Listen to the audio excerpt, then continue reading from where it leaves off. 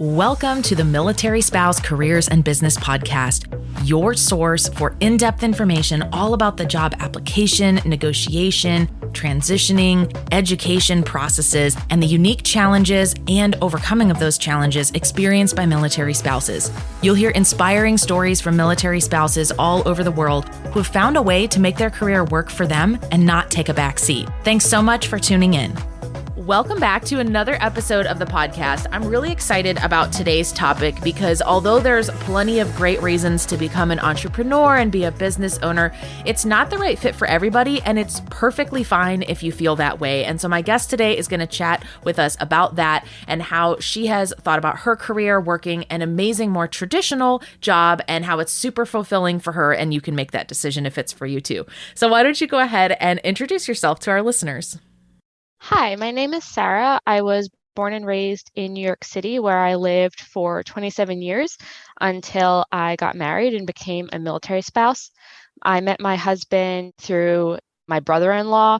We were set up on a blind date. They went to the same college, and I didn't really know anything about the military at that point in my life. So when I met my future husband, there was a lot of hesitation as to whether that would be the right life for me. But we dated long distance for about 5 years and then decided that it was time to make that leap into military spouse life.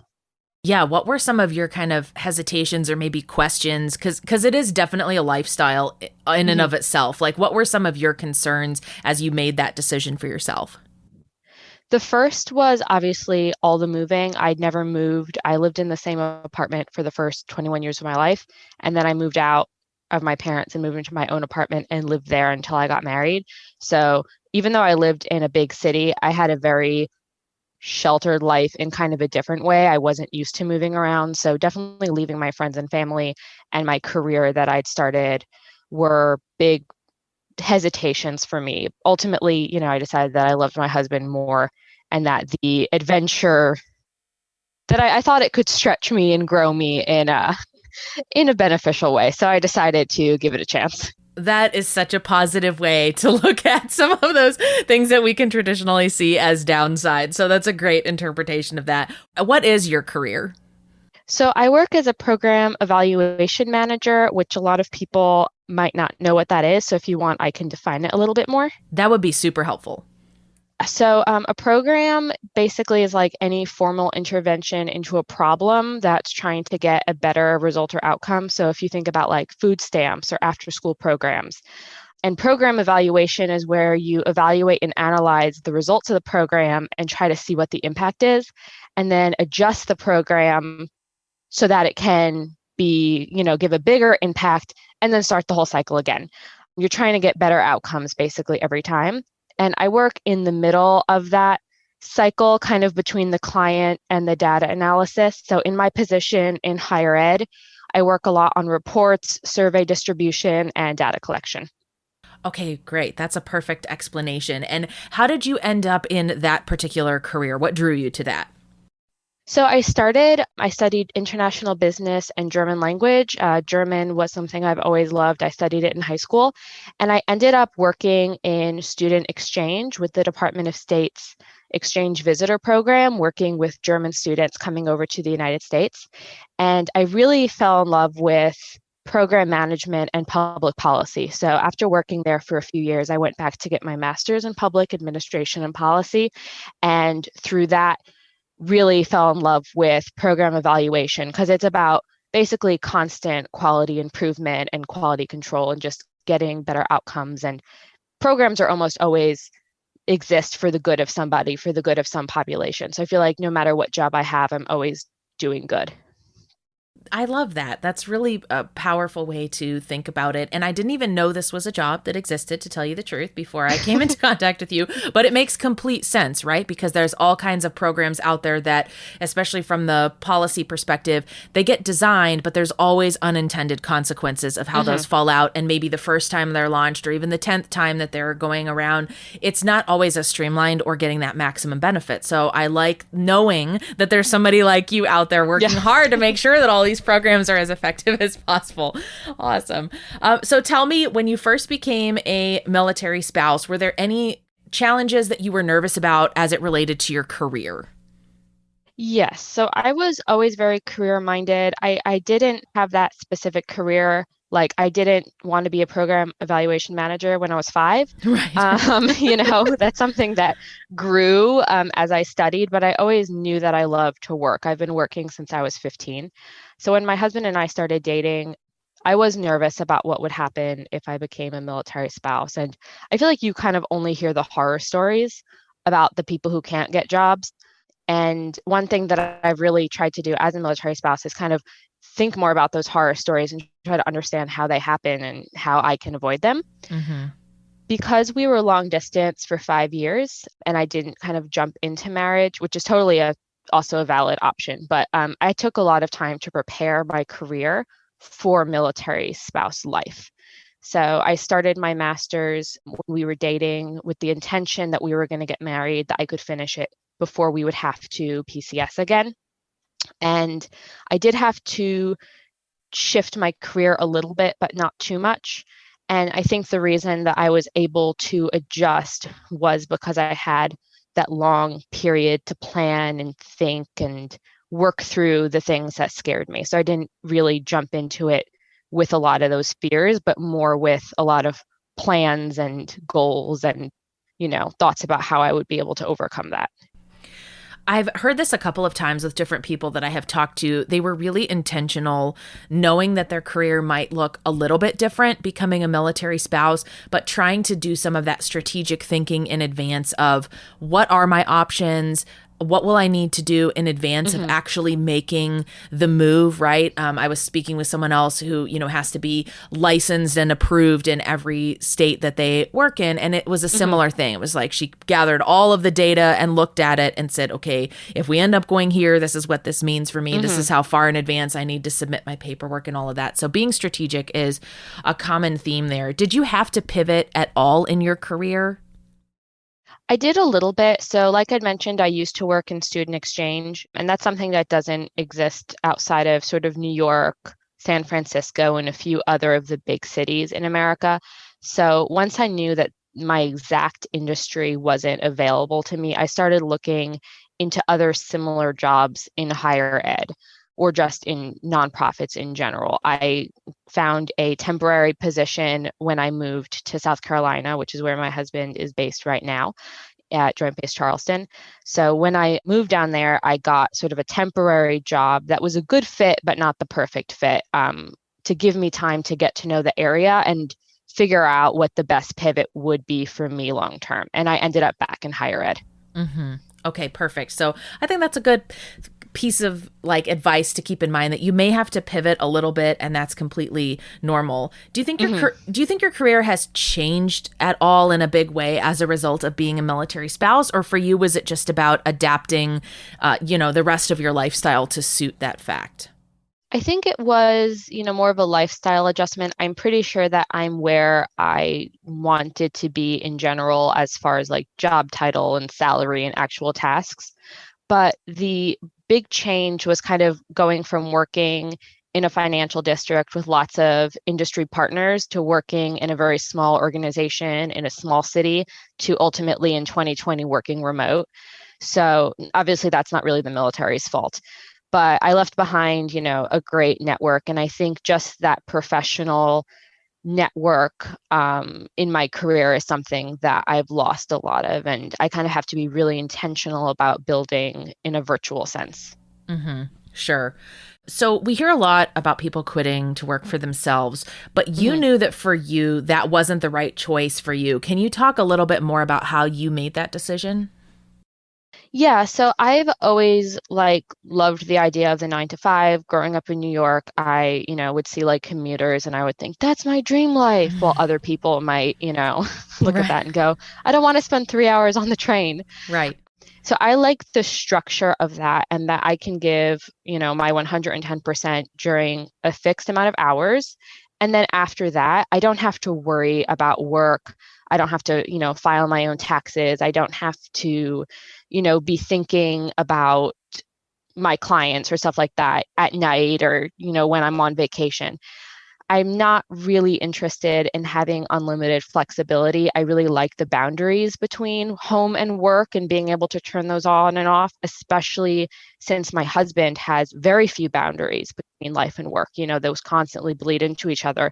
For me, I want those, that strict time blocking of now I'm working and now I can focus on my home and my husband and something else. So I knew that working for myself, freelancing, entrepreneurship, working from home, that wasn't really what I wanted for myself, but it also wasn't what I wanted for myself in military spouse life. I thought that level of freedom and flexibility, honestly, would be sort of too overwhelming. Mm-hmm. And it does make a lot of sense because working in those kinds of roles and starting your own business, you're basically the chair of every department in your own business. And so it is really hard to have that really solid line between what your personal life is and what your work life is. So did you face any challenges as it relates to moving from one place to another? I guess it factored into some of your decisions, perhaps about staying long distance in your relationship for a while. Are there moves on the horizon that you're kind of planning ahead for, or just what are your thoughts now being several years into this? Yeah, so being long distance gave me time to not just prepare for moving to Charleston, but also in general. My husband flies the C-17 and we're probably going to be moving in 2022. So I've already, for example, like you'd mentioned, identified companies and doctoral programs and just people and networks in a bunch of those bases that I find interesting. These aren't like job offers, but I've started to research a little bit about what might be out there for me at all of the places that we might potentially move to. And the other thing that my husband and I have done is that he's basically let me pick where we want to go, our dream list of like what we're going to do next. He really wanted to go to Alaska. And I was like, no, that's just not going to work for me. Right. And because he had, because I'm making a bunch of sacrifices for this lifestyle, he's kind of let me pick, as much as is possible to pick something within the military, what the next couple of years are going to look like for us. So I'm feeling pretty confident that whatever our next move is, that I'll be able to, pivot or move, my job, get a new job or start a new program. I'm interested in maybe starting an EDD soon. Oh, okay, great. So it's that intentionality, the planning, the strategy, obviously having your husband on board to give you some choice in what is often a very few choices world is a very good way to operate and be on the same page together. Was there anything about military spouse life that caught you off guard or was a surprise to you? I mean, you obviously did your research a little bit and kind of knew a little of what you were getting into, but... Not so much. I think that I'm pretty knowledgeable about what my husband does, but I'm still not super knowledgeable about the military in general. And I have noticed that I feel like a lot of other spouses that I interact with just have this like wealth of generalized knowledge that I don't seem to have. And I don't know if that's just something that you pick up the longer you are a military spouse or if they've been very proactive in learning a lot of that. But I have been surprised at how much these other women sort of know and have like purposefully learned about the military and all the different, like they seem to just know every base and every airplane and everything. And I just kind of know the 3 or 4 things that we might end up doing. So that's been kind of surprising. I feel like the spouse community is very focused in their conversations still on like their husband's jobs and stuff, which I guess makes sense because it's what we have in common. Right. But at the same time, I feel like I definitely have some knowledge gaps there. The Military Spouse Careers and Business Podcast is sponsored by Operation Freelance, a 501c3 teaching military spouses, caregivers, and veterans how to break into freelance work with our unique 90-day certification program. You'll get a community, support from a freelance mentor, review of all of your materials, including your pitch and work proposals and samples, all for free if you're accepted into our 90-day program, which currently runs twice per year.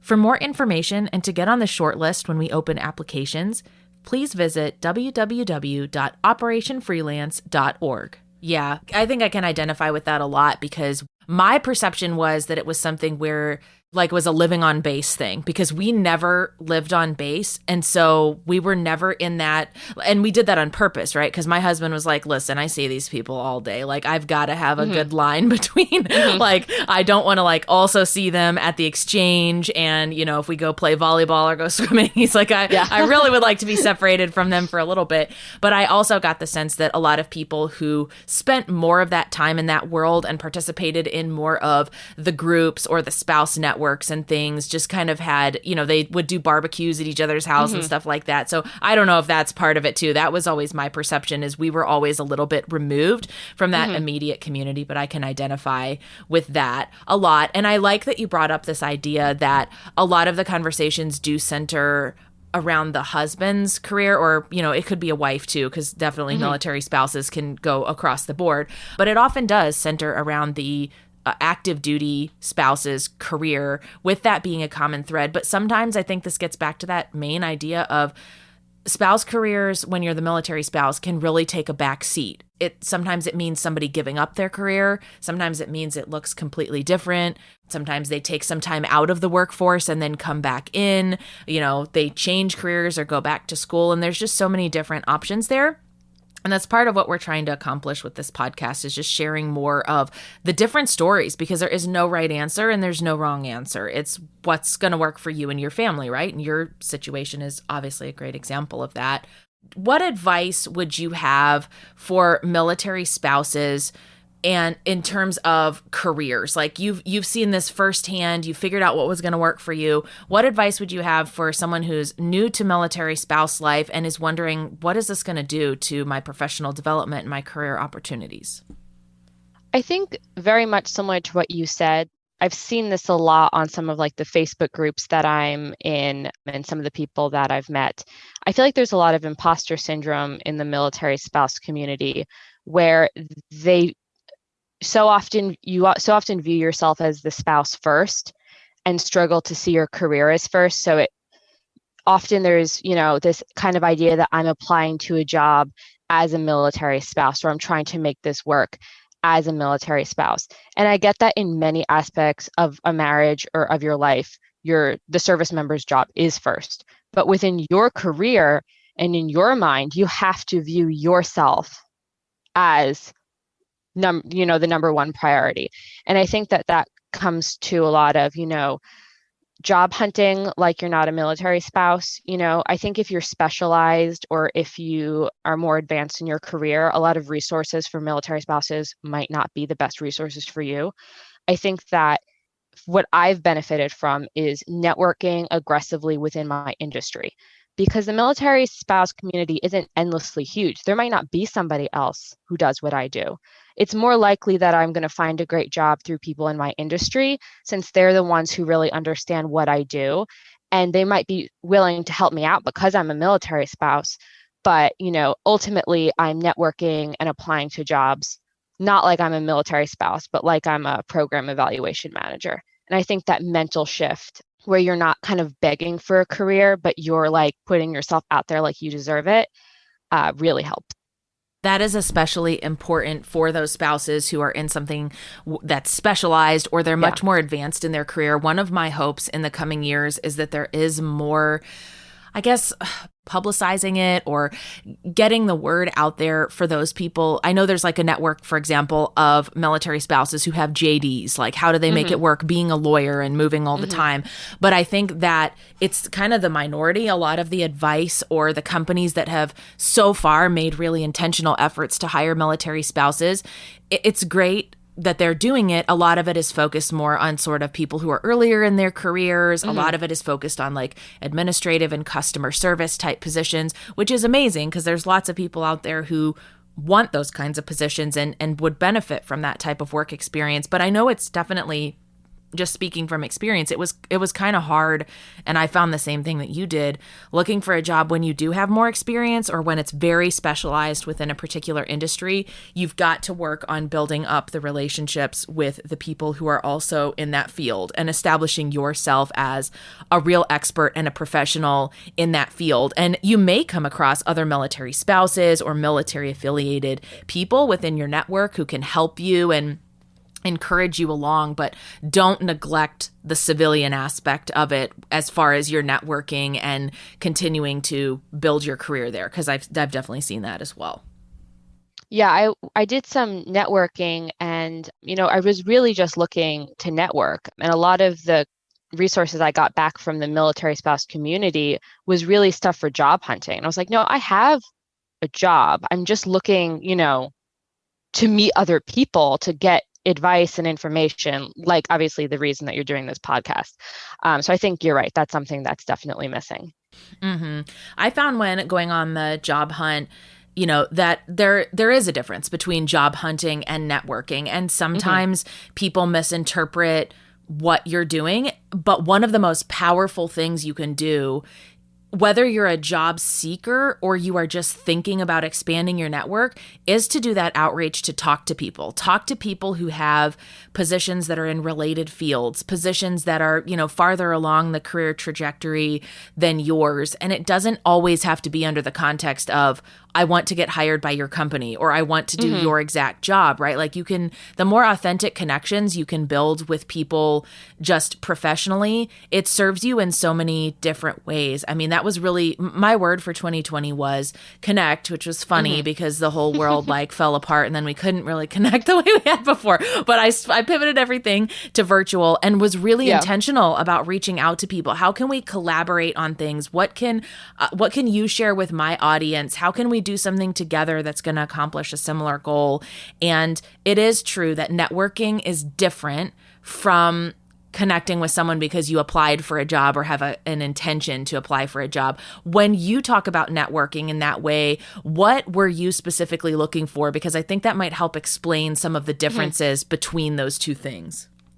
Yeah, so I was looking basically for people who didn't have my exact career, but who were military spouses who were further along in careers that were public administration or public policy, which is a pretty broad range. Right. And then I was also looking for people who'd successfully been able to finish a doctoral program while a military spouse.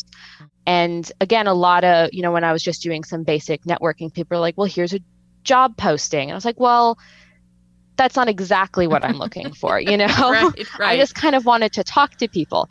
But you're right that if you do enough aggressive sounds bad, but yeah, if you do enough intentional networking, you'll get some interesting, people out of that. I had a phone call with a really nice guy. He was actually the dad of a military spouse. And I connected with her and she was like, oh, my dad does this. And, he's probably in his 60s, has much further advanced in his career, but basically doing what I'm interested in doing and did a degree very similar to what I did. So he was able to give me, just from a civilian perspective, what he did and how he got there, and was able to give me some really good advice, even though he wasn't a military spouse or even a service member. He was just some guy. But I think his advice ended up helping me out, so much more, and narrowing down maybe what I want to do with my education next than maybe a military spouse would have been able to give me. Yeah. And one of the things that's great about the military spouse community is that a lot of the people within it are really well connected. So even if they're not the right fit for you, if you can be really clear about what you're hoping to get out of networking, you will watch that expand and expand. So my first contact when I was founding the nonprofit where we teach military spouses how to freelance was another military spouse. And then she connected me with a veteran and she's like, oh, he's just a great business strategist. You need to talk to him. And then he connected me with somebody else who was just a mentor through the Small Business Administration. And it just that chain kept on going. But you have to be really clear about what you're hoping to get out of it. I spent a lot of time thinking, what can I say in this LinkedIn message, in this email, to make it really clear that I'm not trying to get free business coaching out of them. I'm not trying to waste their time, but I'd like to connect for 15 to 20 minutes to talk about whether founding a nonprofit sounds like it makes sense for what I want to accomplish. And I think when people know